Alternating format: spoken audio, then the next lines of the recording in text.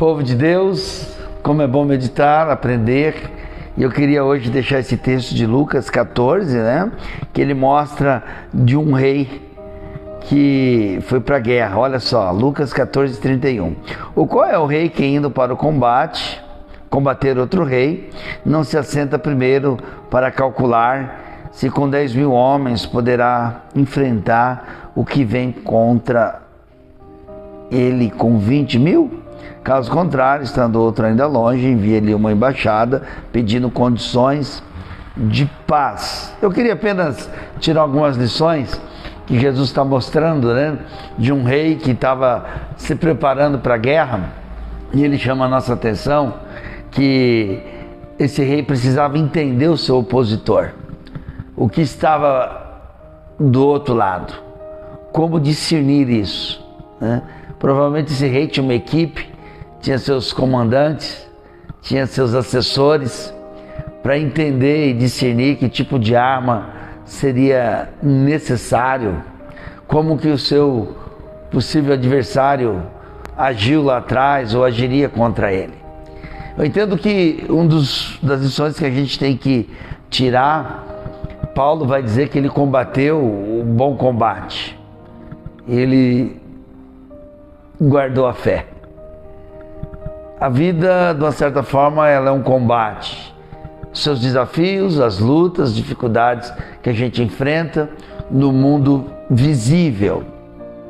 Mas eu queria falar também do combate espiritual, do mundo invisível, coisas que a mente humana, o coração humano, por si só, ele não é capaz de enxergar. E nós cristãos, nós temos a palavra de Deus, o modelo de Jesus, que vai nos ensinar, nos inspirar e nos educar para isso, educar para a vida. Eu entendo que ele está mostrando, que a vida é um desafio, você tem que se preparar para a vida, você tem que fazer o seu orçamento, você tem que saber o que comprar, quando comprar, o que não comprar. Então, quer queira, quer não também, a gente tem que estar fazendo um cálculo diário. E aqui eu creio que uma das lições que Jesus quer nos ensinar é o cuidado, é a prudência, é a organização, é o planejamento, para a gente não sair todo afoito de qualquer jeito, fazendo o que dá na cabeça, comprando sem ter condição, se endividando, esperar as estações da vida para avançarmos nas mais diferentes questões da vida. Então, que eu e você possamos buscar em Deus esse discernimento. Qual que é o nosso momento hoje? Qual é a fase da nossa vida? Se é possível avançar ou não. Mas entender também o contexto do dia a dia. Entender que nós cristãos estamos na contramão desse reino, desse império das trevas. E a grande sacada que a gente precisa, Paulo deixou muito claro em Colossenses 1,13, que o Senhor Jesus veio nos libertar, nos transportar do império das trevas para o reino da maravilhosa luz do seu Filho, que Deus veio nos libertar desse império das trevas para o reino da maravilhosa luz do seu Filho, Jesus Cristo. Então essa identidade que nós pertencemos ao reino de Deus é que nos vai garantir essa plena vitória. Nós temos plena vitória em Cristo.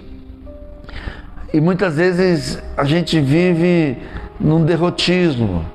Muitas vezes a gente vive de uma maneira aquém, por não atentarmos para a palavra de Deus. E a lição do texto é que nós precisamos, a vida ela não é tão simples assim. A vida ela é cheia de desafios, mas quem que vai nos dar o suporte? Quem que vai nos sustentar? Às vezes você vai ser tomado por uma notícia, por uma informação, por algo que vai sugar a sua energia, mas você pode ser renovado no Senhor. Falar de combate é falar que às vezes a nossa força vai exaurir. Falar de combate, às vezes a gente vai se sentir fraco, Falar de combate é falar que às vezes a gente vai se sentir desanimado. Mas a graça de Deus nos renova. A graça de Deus nos transforma para a gente prosseguir. Precisamos prosseguir em Deus. Você pai, você mãe, você filho, você homem de Deus. Deus chama você para prosseguir. Mesmo diante desse desafio tão grande que você está enfrentando.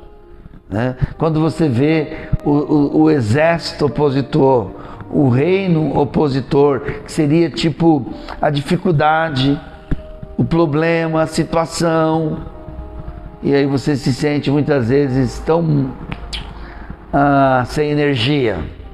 Quem que nunca se sentiu?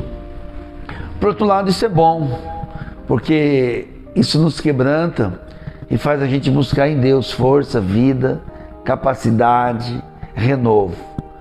E a graça de Deus quer nos renovar, para você voltar a caminhar, voltar a prosseguir na vida com Deus, no dia a dia. Às vezes a gente atende alguém que sofreu tanta opressão, tanta cobrança, jogaram tanta culpa, a mente não comportou, o corpo não suportou. E aí ela desenvolve patologias como pânico, medo, insônia. Mas é hora de olhar para o Senhor, é hora de buscar ajuda, é hora de começar de novo. Mesmo você que já nasceu de novo, todos nós corremos o risco de desanimar um dia, de ficarmos cabisbaixo, mas nós não podemos ser refém desse império maligno, dessas forças malignas. Uma das marcas que o Espírito Santo nos dá é a fé, a alegria, o ânimo, a esperança, mesmo diante do combate. E esse combate já foi ganho por Cristo Jesus.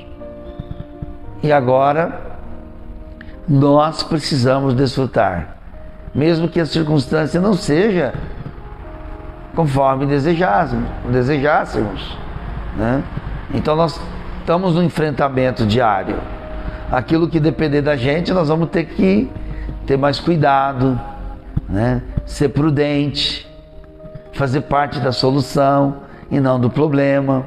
É essa a luta diária, esse é o combate diário.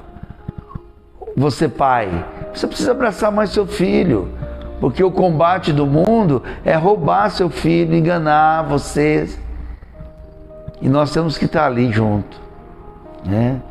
O combate contra o mundo da tecnologia, que acaba esfriando as pessoas nos seus relacionamentos, na sua vida afetiva, na sua vida amorosa, na sua vida conjugal, na sua vida de igreja, porque vai esfriando isso. Olha só, o império das trevas se levantam para invadir a nossa casa, invadir a igreja nas suas vãs filosofias, no seu formato mais absurdo, e muitos não prestaram atenção ainda. Então é hora de parar, de analisar, buscar em Deus e analisar as ferramentas que Deus tem para nós: a palavra, a comunhão, a oração, o entendimento, o discernimento. Que o mundo ele está indo para o abismo da loucura, da insensatez, e aonde que isso acaba nos envolvendo. As doenças acabam tomando conta, as doenças psíquicas, mas a obra do Espírito Santo, a obra de Cristo, é nos fazer, é nos fortalecer. E aonde ele diz: envia uma embaixada pedindo condições de paz. E assim, pois, qualquer um de vocês que não renuncia a tudo que tem, não pode ser meu discípulo.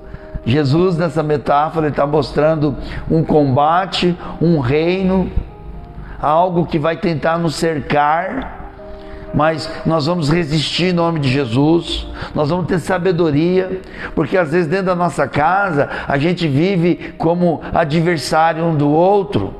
E aqui, segundo Jesus, ele está dizendo, nós temos que pedir condições de paz, porque às vezes você faz do seu cônjuge, da pessoa que ama você, o seu inimigo. E com a mente de Cristo, com a vida de Cristo, nós temos que pedir perdão e sentar, dialogar, como a própria parábola fala de planejamento, de diálogo. Que o Senhor nos capacite a viver em paz com Ele, pela obra da cruz, a viver em paz um com o outro. Por conta dos desafios do mundo, o mundo já cobra. Que saibamos ser firme, mas ter discernimento, ter a graça de Deus, ter o bom perfume de Cristo, quando tiver que resolver as coisas da igreja, de casa, do trabalho, da família, sem a loucura do mundo. Porque senão a gente se afasta, as pessoas se afastam. Não podemos viver no modelo da perversidade, da guerrilha, desse sistema tão maluco que o pecado, através dessa sociedade, está impondo e tentando minar a nossa vida. Precisamos da graça de Deus.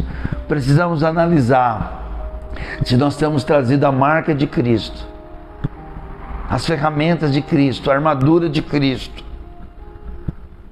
orando, lendo a palavra, tendo a nossa mente curada e sarada, para a gente não viver raivosos, tensos, pessimista, depressivo.